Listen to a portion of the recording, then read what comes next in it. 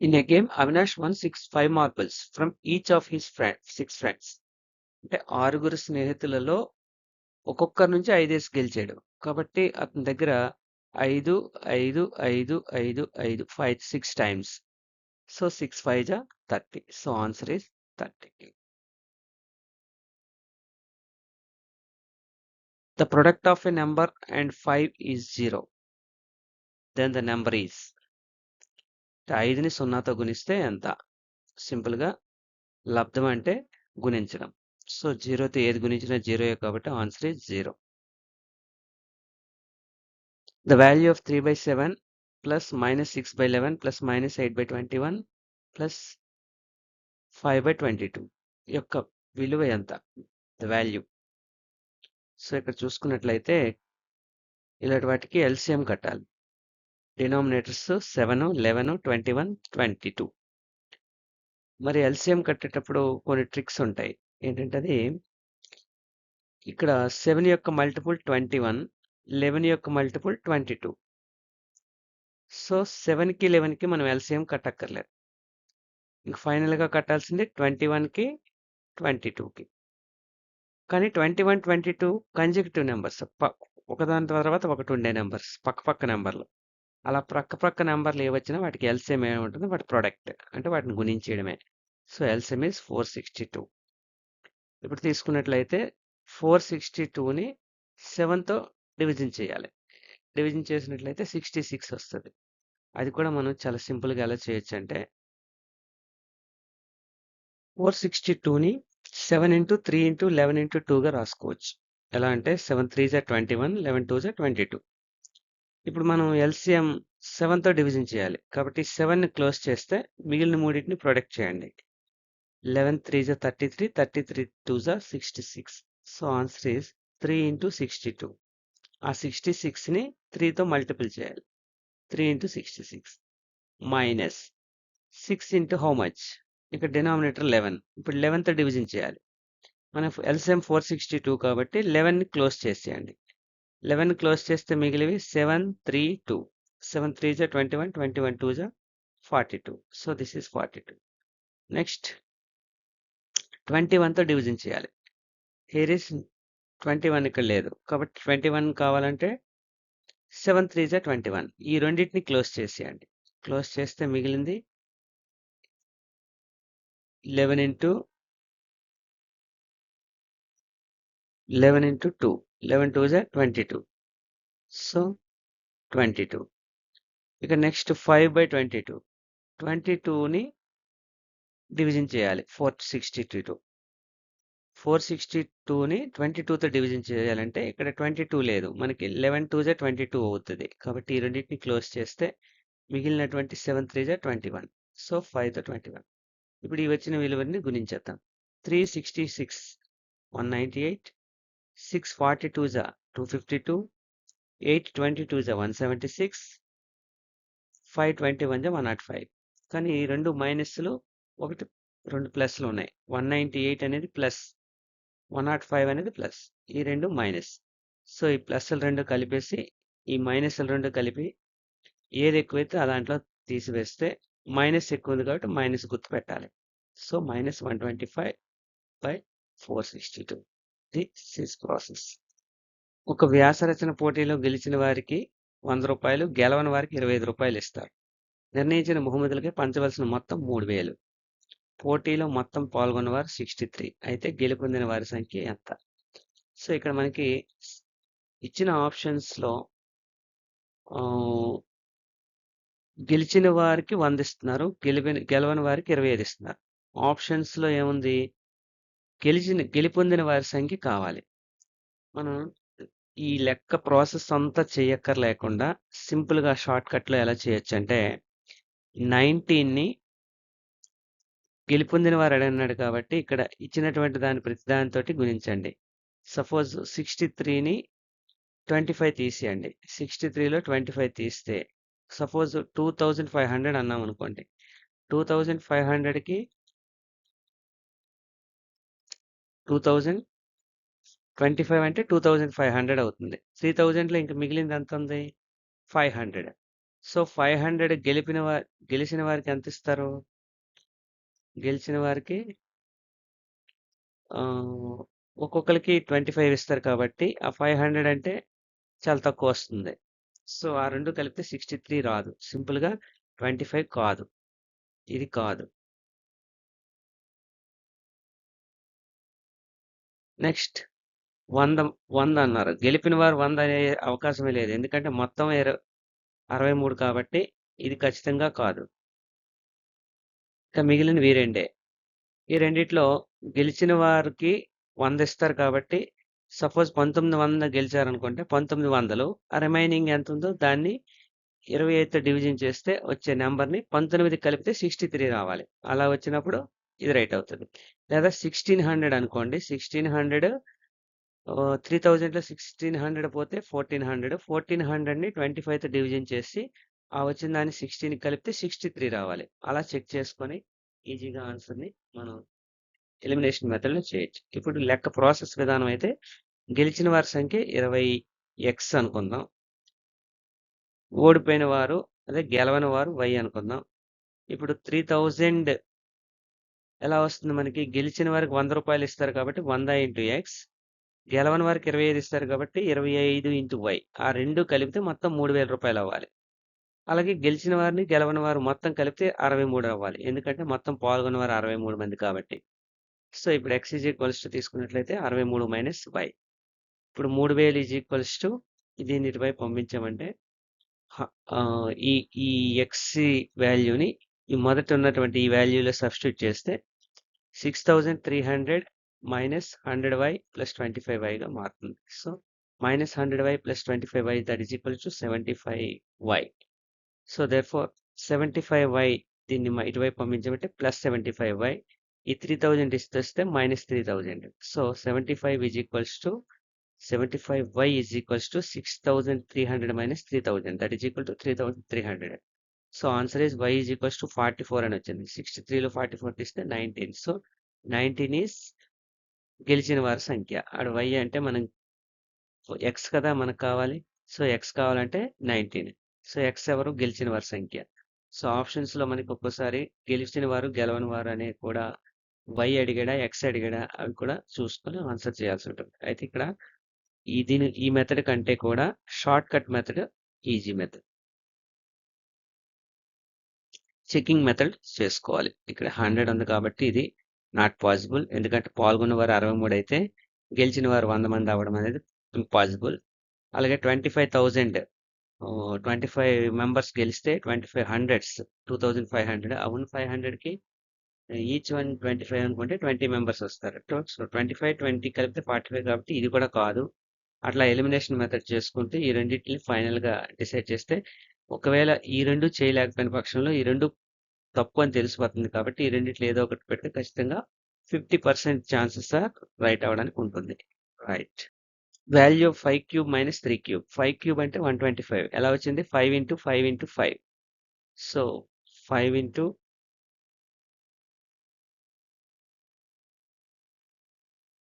5 into 5 into 5. అలాగే 3 into 3 into 3. 27.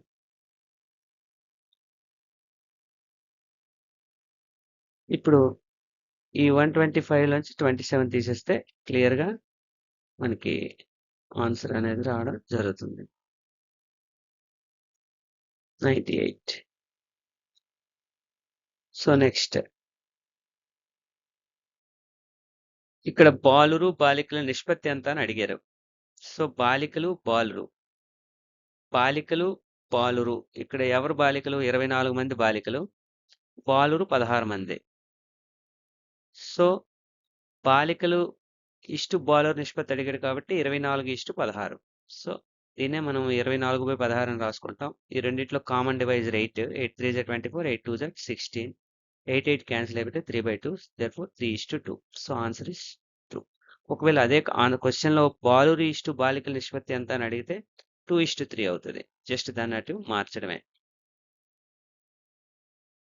5/4ని పర్సంటేజ్గా మార్చాలి. పర్సంటేజ్గా మార్చడానికి మనం 100తో మల్టిపుల్ చేస్తాం. సో ఇక్కడ 5/4ని 100తో మల్టిపుల్ చేస్తే 4 25s 100 కాబట్టి 5 25s 125. Answer is 125. ఒక దుకాణంలో ఒక జత స్కేటింగ్ బూట్ల ఖరీదు రూ. 450. దానిపై 5% అమ్మకం పన్ను విధించిన చెల్లించవలసిన బిల్లు మొత్తం ఎంత? సో మనకి 5% సేల్స్ ట్యాక్స్ కడుతున్నాం కాబట్టి సింపుల్‌గా చెప్పాలంటే రూ. 100కి రూ. 5. రూ. 400కి 4 5లు రూ. 20. ఆ రూ. 50కి రూ. 5లో సగం 2.5. So 20 plus 2.5 22.5. సో సింపుల్‌గా రూ. 22.5 ట్యాక్స్ కట్టాలి. ఒరిజినల్ డబ్బులు 450 కాబట్టి 450 ప్లస్ 22.5 472.50 అంటే 472.5. ఇలా నోట్ తోటే లెక్క చేసేయవచ్చు. ప్రాసెస్ కావాలంటే ఇక్కడ రాశాను. 5/100 0 0 పోతుంది. 5/10 45 into 5/10 5 2 జా పోతే 45/2 45లో సగం 22.5. సో అది టోటల్ కలిపితే 450 plus 22 and half, that is 472.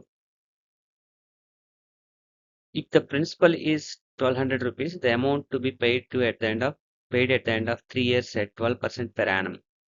ఇలా ఇచ్చాడంటే దీని అర్థం సింపుల్ ఇంట్రెస్ట్ అని. ఒకవేళ కాంపౌండ్ ఇంట్రెస్ట్ అని అయితే అంటే కాంపౌండ్ ఇంట్రెస్ట్ మెన్షన్ చేస్తాడు. మెన్షన్ చేయలేదంటే సింపుల్ ఇంట్రెస్టే మనం చేయాలి.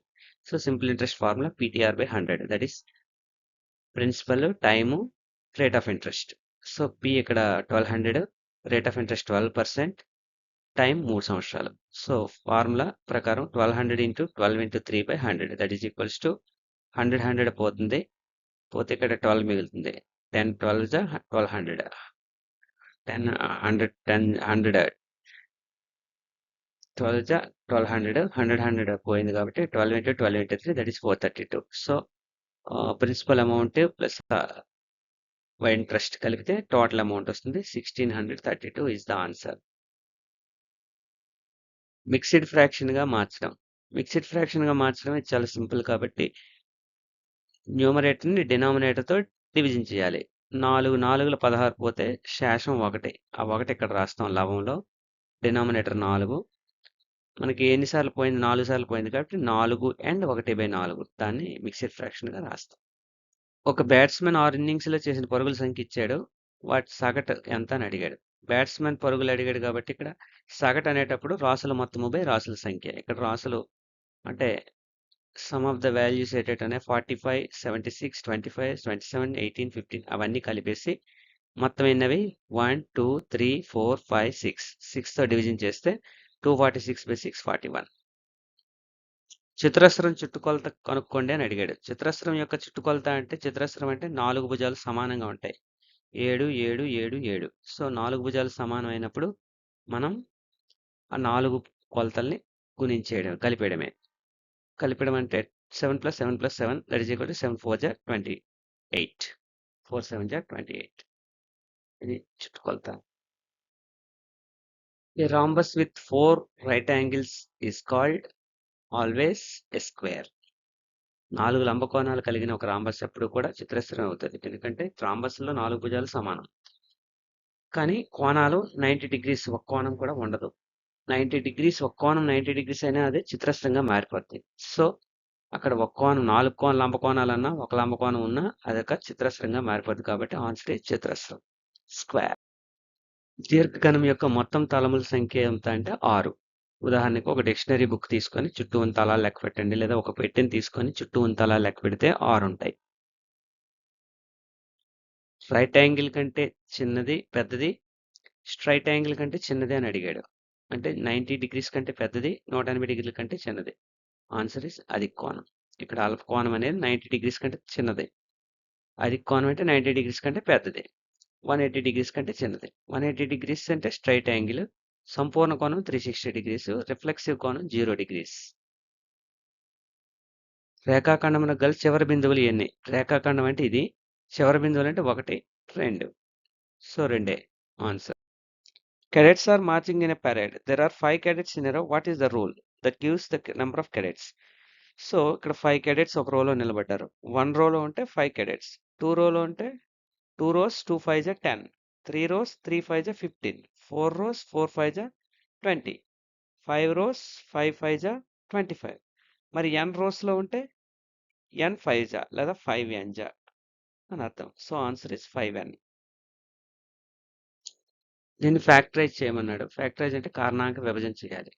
ఇందులో ప్రతి దాంట్లో కూడా హెచ్సిఎఫ్ ఎంత ఉందో చూసుకుంటే వీటన్నిటిలో కామన్ ఫ్యాక్టర్ 2 ఉంది, ఎక్స్ స్క్వేర్ ఉంది. 2x స్క్వేర్ ని కామన్ తీసేసినట్లయితే 5 2 జా 10 ఎక్స్ స్క్వేర్, 9 2 జా 18 X square into X cube, 18 X cube, 2x square into 7x square, 7 2 జా 14 x to the power of 4.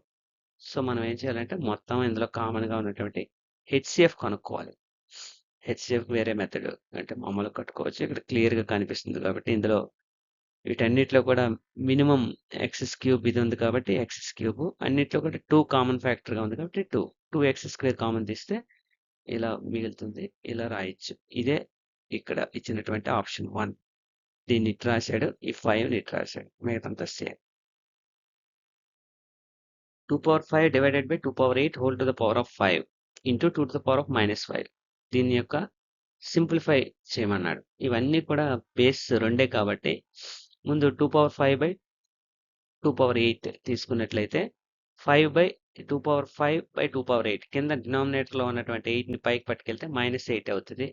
So 5 minus 8 that is -3. 5 minus 8 that is -3 whole power 5. ఈ 5 ని -3తో గుణించిస్తే -15 into 2 power 5. ఇప్పుడు రెండు bases equal కాబట్టి powers exponents కలపాలి. So -15 -5 కలిపితే -20. రెండు మైనస్లే కాబట్టి ప్లస్ కలుపుతాం. ఒకవేళ ప్లస్ ఉంటే తీసివేస్తాం. ఇక్కడ -2 2 power -2 20. 3/4 of t is 15 ని స్టేట్మెంట్ ని ఫార్ములా రూపంలో రాయమంటున్నాడు. క్వశ్చన్ లోనే ఉంది ఆన్సర్. 3/4 అంటే 3/4 అని అర్థం. హాఫ్ అంటే into T, 3/4 into T. Is అంటే is equals to 15. So answer is 3/4 t is equals to 15. 703 సెంటీమీటర్లని మీటర్లో మార్చమన్నాడు. సో ఒక metre is equals to 1 metre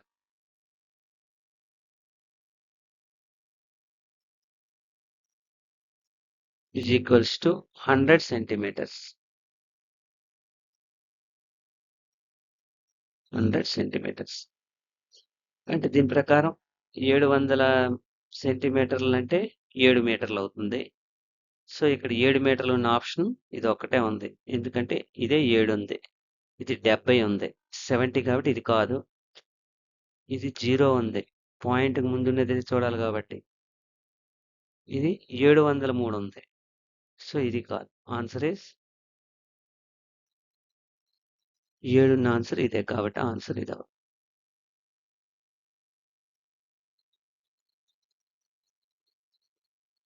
right.